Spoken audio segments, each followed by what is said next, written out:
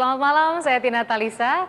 Saya ingin tahu, malam hari ini Anda makan apa? Makan di rumah atau makan di luar? Dan kalau makan di rumah, apakah makanan itu bersumber dari pasar tradisional atau dari pasar swalayan? Nah, kalau dari pasar tradisional, kapankah Anda terakhir ke pasar?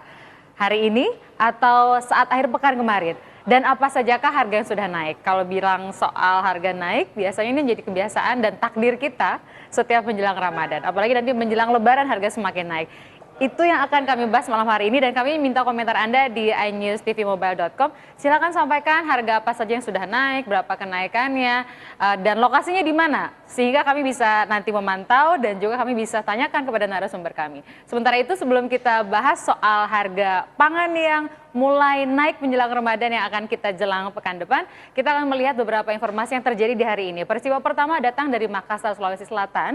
Di sana ada kericuhan di gedung DPRD Makassar di Sulawesi Selatan sana, dan tepatnya terjadi di depan pintu masuk. Ini terjadi saat petugas menghadang ratusan supporter PSM Makassar. Gambar yang Anda lihat adalah para supporter. Mereka dihadang oleh polisi dan mereka bersikeras masuk ke gedung DPRD karena ingin bertemu dengan para anggota parlemen. Tidak ada satupun anggota dewan bersedia ditemui oleh supporter PSM Makassar dan mereka malah melampiaskan emosi kepada staf di sana. Situasi panas akhirnya mereda setelah anggota dewan akhirnya bersedia untuk bertemu dengan perwakilan supporter. Sebetulnya apa yang mereka ingin sampaikan? Ternyata mereka ingin menyampaikan tuntutan agar Menteri Pemuda dan Olahraga Imam Nahrawi mencabut SK pembekuan PSSI. Jadi ini sambungan dari pasca jatuhnya sanksi FIFA kepada PSSI. Jika SK tidak dicabut, masa mendesak Presiden Jokowi mencopot Menpora. Itu yang disampaikan oleh para supporter di Makassar.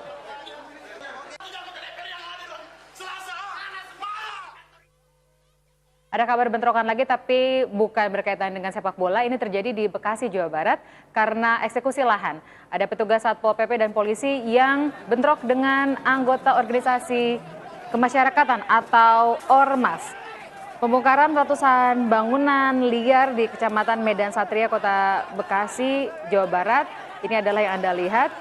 Puluhan anggota Ormas menghadang petugas gabungan yang hendak melakukan eksekusi lahan. Mereka berusaha mempertahankan salah satu bangunan yang merupakan gardu sekretariat Ormas tersebut. Meski sempat dihadang oleh warga, petugas tempat melakukan pembongkaran terhadap 260 bangunan liar yang digunakan sebagai kios. Ini adalah upaya mengembalikan fungsi aliran kali atau sungai yang selama bertahun-tahun terganggu akibat adanya ratusan bangunan liar.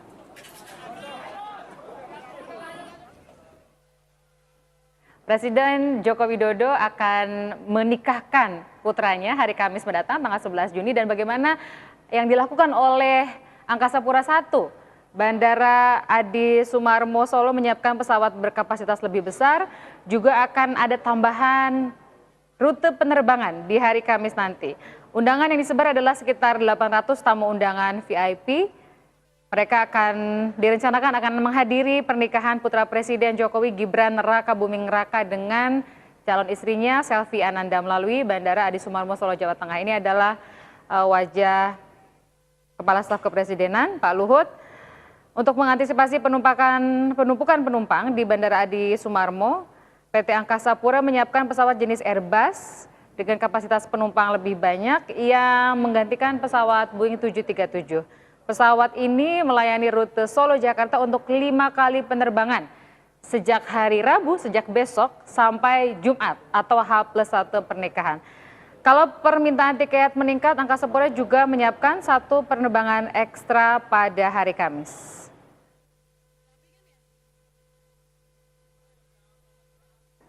Ini yang berhubungan dengan topik kita pada malam hari ini soal kenaikan harga yang terjadi, tapi juga ada penurunan beberapa harga komoditas. Kita akan lihat bagaimana harga-harga yang naik dan juga turun.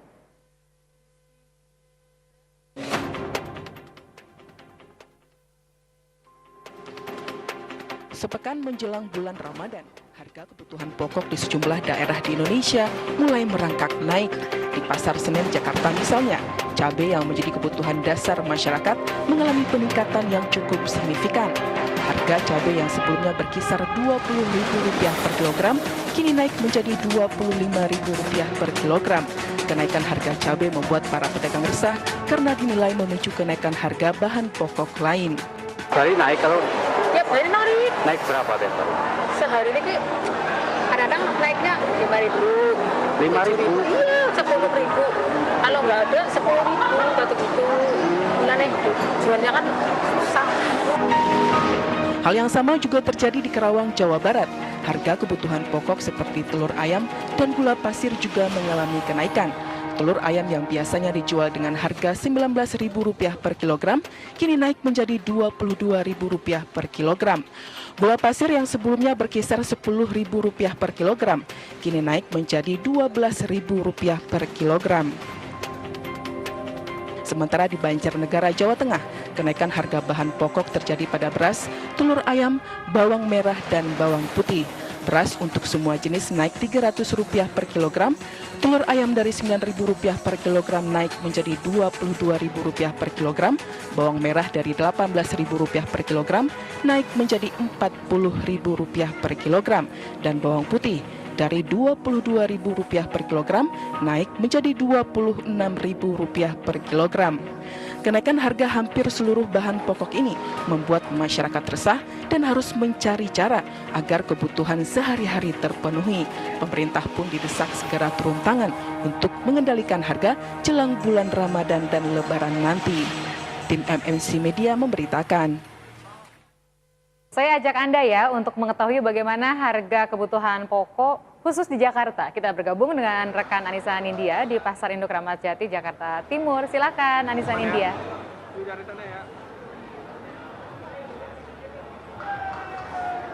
Anissa Nindya, silakan. Ya pemirsa, menjelang bulan Ramadan beberapa bahan pokok serta bumbu dapur sudah mengalami kenaikan seperti harga telur, harga minyak goreng, juga harga gula pasir, juga bumbu dapur mengalami kenaikan yaitu bawang putih. Dan menurut pantauan langsung kami di Pasar Keramat Jati, Jakarta Timur, memang sudah 3 hari ini terjadi kenaikan harga bahan pokok seperti harga telur dari harga Rp20.000 menjadi harganya Rp23.000. Untuk harga minyak goreng dari Rp11.000 per liternya menjadi Rp12.000. Sedangkan untuk gula pasir naik Rp1.000 dari Rp11.000 menjadi Rp12.000. Dan untuk bumbu dapur bawang merah dan cabai merah mengalami penurunan dari harga Rp18.000 menjadi harganya Rp19.000. Itu kenaikan di bawang putih. Dan untuk harga beras memang masih normal Rp9.000 per liternya. Penurunan harga terjadi di bawang putih Rp30.000 turun menjadi Rp27.000. Dan cabai merah Rp20.000 menjadi Rp18.000. Dan memang menurut pedagang di Pasar Keramat Jati Jakarta Timur ini belum terjadi kenaikan harga yang signifikan seperti tradisi pada menjelang bulan Ramadan hingga hari raya Lebaran biasanya terjadi kenaikan harga yang cukup signifikan pada bahan pokok dan juga bumbu dapur. Dan untuk stok harga bahan pokok hari ini di Pasar Keramat Jati masih aman dan ini kondisinya masih akan terus berlangsung mungkin sampai dengan bulan puasa hingga hari raya Lebaran tiba. Dan saat ini di sebelah saya sudah hadir bersama saya Ibu Rohmini. Ibu Rohmini sebagai pembeli di Pasar Induk Ramat Jati. Selamat malam Ibu Rohmini. Selamat malam. Ibu Rohmini, bagaimana Ibu melihat kenaikan harga? Apakah sudah terjadi kenaikan harga di Pasar Induk Ramat Jati ini? Sudah mulai kelihatan harga yang kenaikannya seperti cabai merah biasanya Rp20.000 sekarang Rp24. Terus kol biasanya Rp3.000 sekarang Rp5.000. Terus bawang merah biasanya Rp25 sekarang Rp28 lagi. Ya. Tapi Ibu apa merasakan nggak sih ada kenaikan ini? Ibu merasakan ada apa yang Ibu rasakan? Ya dampaknya ya sangat positif. Biasanya kita target mencapai sehari 1,5, sekarang paling tinggi itu 1,2, 1,3. Jadi dampaknya terasa sekali. Apalagi sekarang kan musim pendaftaran sekolah, jadi ibu-ibu juga mungkin direm-rem belanja. Tapi kan memang menjelang hari raya Lebaran biasanya memang terjadi kenaikan harga kan Ibu? Ya, setiap tahun memang terjadi seperti itu, ya memang udah biasa Dan seperti Ibu itu. sebagai masyarakat memang akan tetap membeli ya Bu, walaupun ada terjadi kenaikan harga. Bagaimanapun tetap kebutuhan kita akan beli. Harapan Ibu Bu ke depannya mungkin buat pemerintah? Harapan kita ya semoga pemerintah memperhatikan rakyat kecil lah gitu, jangan sampai terlalu tinggi harganya. Oke Ibu. Tuh, Terima kasih ya Ibu Rohmini, selamat berbelanja kembali. terima kasih. Terima kasih. Ya pemirsa, mungkin sekian yang bisa kami sampaikan langsung dari Pasar Keramat Jati Jakarta Timur. Dari Pasar Induk Keramat Jati Jakarta Timur, Nidia Anissa melaporkan kembali ke studio. Terima kasih Anissa Nindya. Tadi saya tanya kepada Anda, pemirsa kapan terakhir kali belanja ke pasar tradisional? Kalau saya pekan lalu kemarin ke pasar modern Bintaro dan harga memang sebagian naik, tapi bawang merah masih oke lah. Kalau yang suka masak balado itu pusing mikirin harga cabai. Ada Bang Adiran nih bosnya para pedagang pasar dan Bang Ihsan Nursi bosnya apa ya Bang? Bosnya Akademisi. bosnya banyak orang pokoknya Banyak Bang orang. Nursi ini. Bang Nursi saya ke Pengadiran dulu ya. Ya, oke.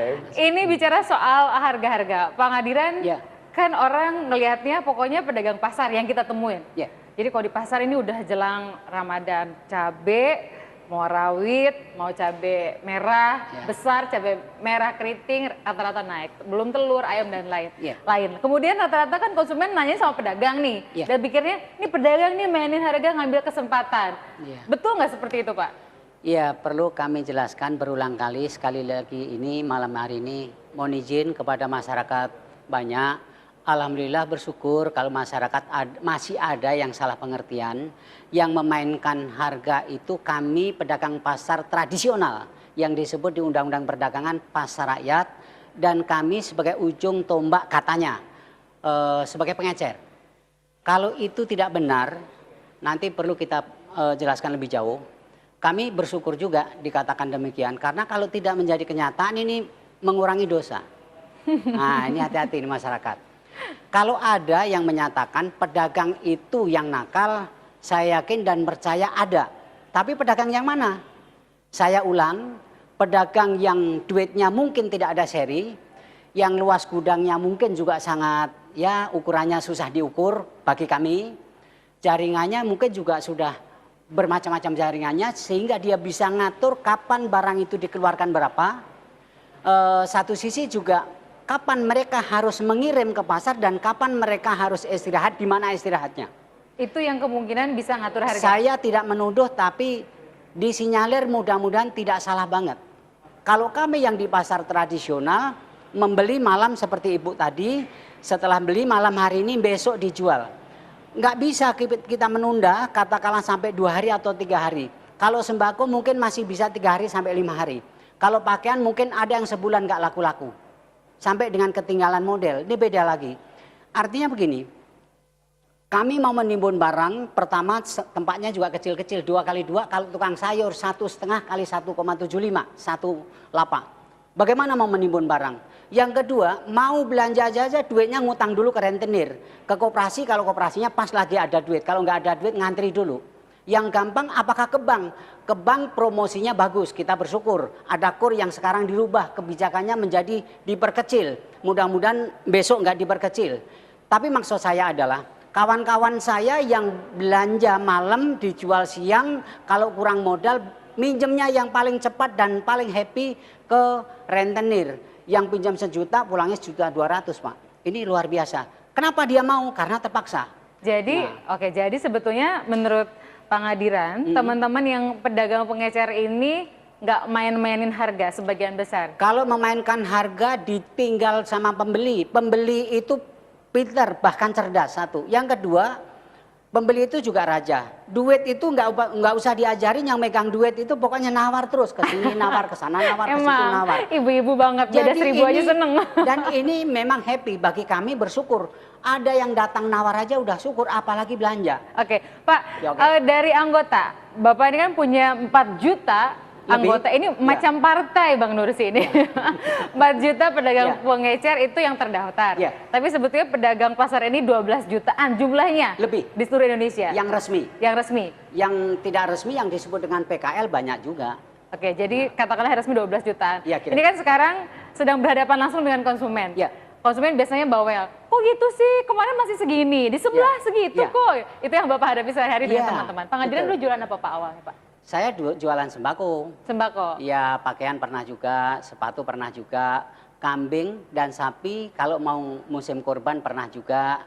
Ya artinya yang saya tidak perdagangkan seingat saya, Iya. kayaknya orang aja yang tidak diperdagangkan. Yang bisa Gitu. dijual semua dijual kecuali saya jualan orang. merasakan. Kita akan Ya. lanjutkan segmen berikutnya. Anda silakan loh ngasih laporan misalnya di lokasi mana. Anda ada di Semarang, ada di Balikpapan, ada di Makassar, di Bandung, silakan kasih info kepada kami. Harga apa yang sudah naik dan berapa kenaikannya ke anjustvmobile.com. Segmen berikutnya tanya sama Bang Nursi. Sebetulnya kenapa sih harga tuh harus selalu rutin tiap tahun naik kalau Ramadan dan juga Lebaran? Sesaat lagi.